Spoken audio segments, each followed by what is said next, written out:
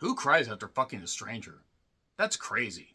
Ezra comes to us from Bleecker Street and director Tony Goldwyn, who's done television and movies like Someone Like You. And speaking of Tonys, this was written by yet another Tony. Hey, Tony! I'm so sorry if anybody who's Italian that happens to be watching this, or anybody who's Italian that happens to be working on this, but Tony Spiridakis, who has done movies like If Lucy Fell, as well as other projects. And you can check out the respective IMDb pages for the full list of other work. And honestly, Tony Goldwyn has really been busy. Really busy.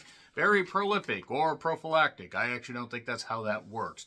So, this centers around a family where you have divorced parents. You have Max Bobby Cannavale, who has been in a ton of stuff. Very recognizable. He was in Ant-Man and lots of TV. And you have his ex-wife Jenna, played by the incredibly gorgeous, my God, the gorgeous Rose Byrne. Good fucking God, she is beautiful. Sorry, I can't help but look at her. She's absolutely gorgeous. She works in, she's a realtor, and Max is a stand-up comic with some issues, like he's living with his dad, Stan, played by Robert De Niro. But Max and Jenna are trying to do what's best for their son, Ezra, the titular character, played by William A. Fitzgerald, which sounds like a name way too snooty to be involved in something like this. But that being said, he's a young lad. They use no de-aging technology here, thank fuck. We saw enough of that in Indiana Jones 5. And by the way, I do want to shout that Rose Byrne was one of the few good things about the Insidious franchise. They're doing another Insidious movie next year, because apparently Blumhouse said, we're just going to milk this whole thing dry, even though we said they were going to go back, they were going to put it on the back burner. That sweet dollar.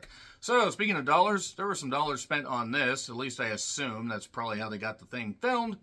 So yeah, Bleecker Street is an interesting studio. They will do some films that work pretty well. They will do some that kind of missed the goddamn mark. So the plot of this, basically Max and Jenna, they love their son. They want to do what's best for their son. But Ezra is autistic. And he has some behavioral issues. And Max and Jenna do love their son. And they do their best, but he doesn't like to be touched. He has a certain routine. He has certain things going on, but he does speak. He has some really witty lines.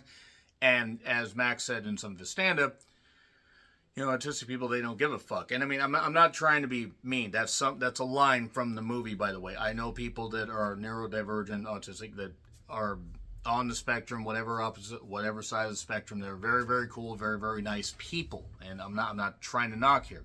And I will say at the theme of how people interact with those who are autistic, sometimes it feels really good. Other times it almost feels like they maybe missed the mark a little bit. This movie's also a breezy, like 95 or so minutes. And I was able to see this before it came out in theaters because this was a Regal mystery movie. But essentially, after some setup, we see Max and Stan interacting. We see Max and, the son interacting, Max and Jenna. We see that Jenna has a new guy who's a lawyer. And we get a little bit. We see the stuff we see a certain thing happen with the son that necessitates him possibly needing to go to another school. And Max decides, no, that's not good enough. We're just going to go on a road trip. Now, I'll talk about a few things that may have bothered me about this in the spoiler section. But yeah, from there we get a road trip where basically father and son interact and bond. Walls get broken down. They share feelings. We find out a little bit more about Max and how he was raised. And we see how, Ezra interacts with various other people that he runs into. People that Max knew throughout his life. Other people that were in this, Rainn Wilson, Whoopi Goldberg, and Vera Farmiga. And there were other people as well. And Max really wants to get his career back on track, but more importantly, he sees his son as a genius. And I mean, look, the son's really goddamn smart. He just has his own way of doing things and processing things. And that's the thing about many autistic people. They have their own way of working. It's the way their mind works and stuff like that. I've had to try and learn that from talking to people who are autistic. And that is one nice thing about this movie. It doesn't beat you over the head with it, and Williams' performance, for the most part, feels very authentic. He's actually probably the show stealer of this whole thing. And the stand-up comedy stuff is actually pretty good because Max weaves real-life drama and situations into his stand-up. But he also has his own issues that come to life a little bit later. Now, as far as the positives, Bobby and William are phenomenal in this. William is definitely the standout. Everybody, I mean, Robert De Niro is just funny, old man Robert De Niro. And Rose Byrne, besides looking oh so gorgeous, yes, maybe I will profess my love for Rose Byrne soon. Shut up.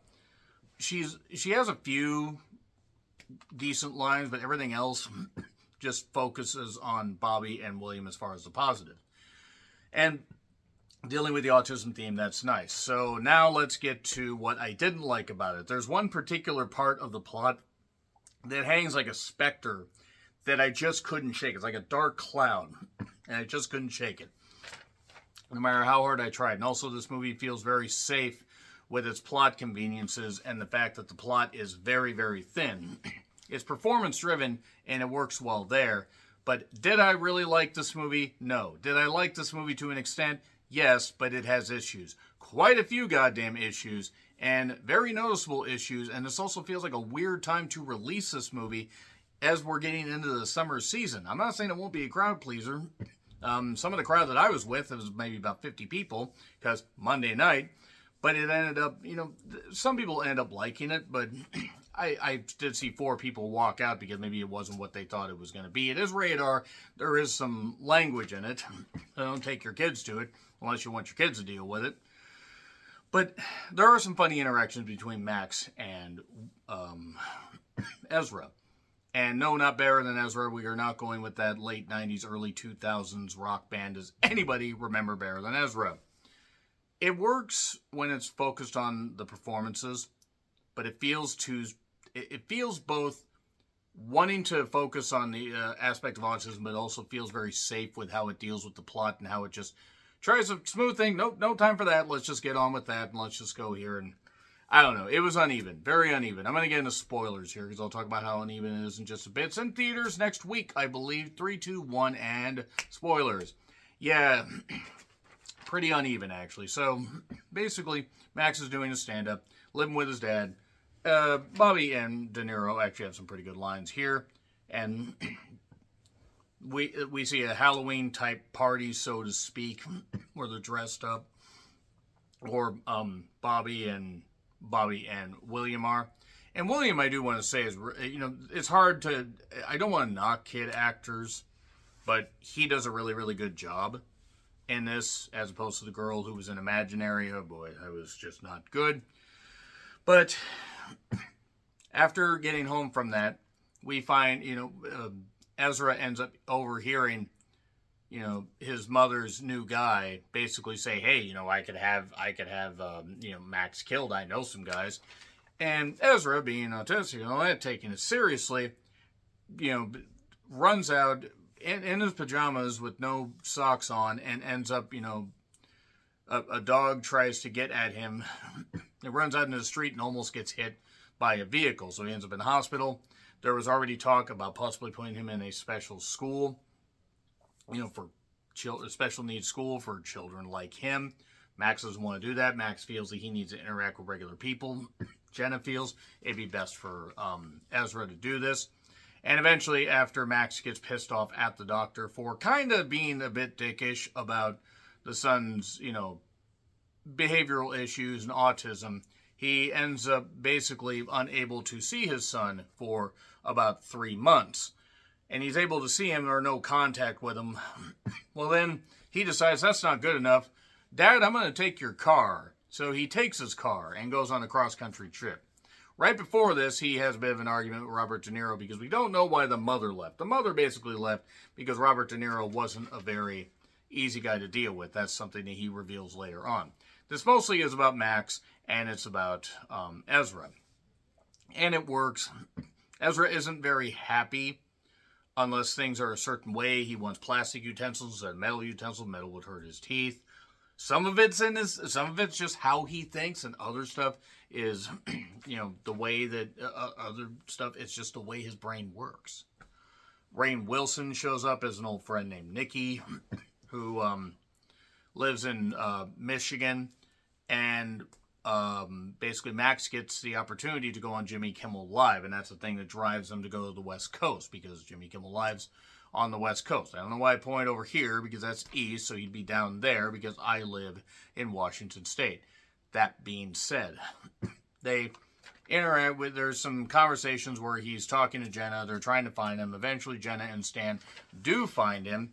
Jenna has put out an Amber Alert. And yeah, that ends up, this is where the thing really bothers me. What he did was highly illegal. Now, I'm not saying he didn't have good intentions as far as wanting to do what was best for his son, but what he did was highly illegal, and it wasn't smart.